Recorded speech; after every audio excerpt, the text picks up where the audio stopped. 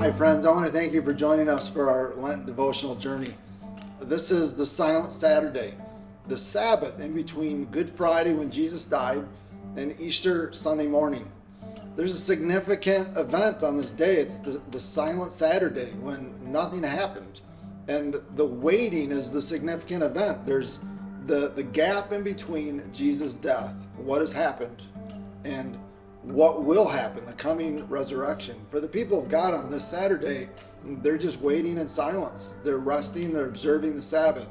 I think for me as an American evangelical, I grew up worshiping on Sunday mornings as the early church did, celebrating the resurrection.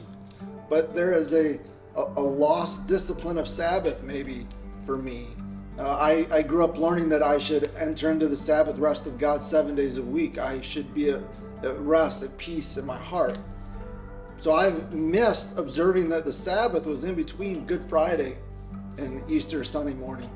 This practice of Sabbath, to rest and to wait in the silence, is really something that we all do, and we should make a priority of considering, how do I do in that? How do you do resting in the discomfort of the incomplete?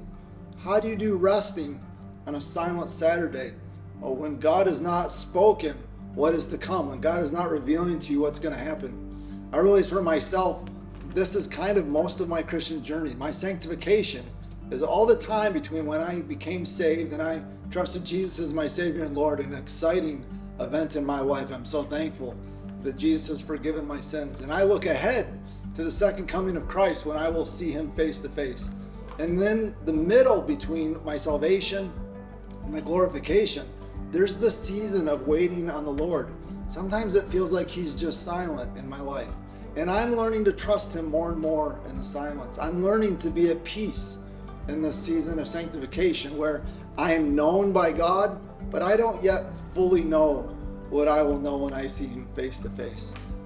The writer says it this way: maybe it is because this pause is where we live our entire lives. Christ has died and Christ will come again, but right now we exist in the ache of war and cancer, discord and misinformation, violence and brutality, and loneliness. We watch God's good creation wear out like a garment, sped along by our own lack of stewardship and care. We live between the now and the not yet, as N.T. Wright puts it, between being fully known and knowing fully. Dear friends, if you've placed your faith in Jesus Christ as your Savior and Lord, you are fully known by God. 1 Corinthians 8:3, those who love God are fully known by God.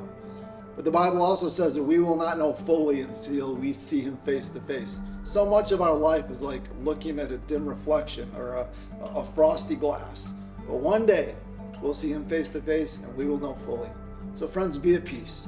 Wait patiently on this silent Saturday, resting in the discomfort of the incomplete, knowing that there's so much more to come in God's good plan for our lives as he prepares for us to spend eternity with him. We hope you'll join us for worship on Easter Sunday morning, and we'll celebrate together.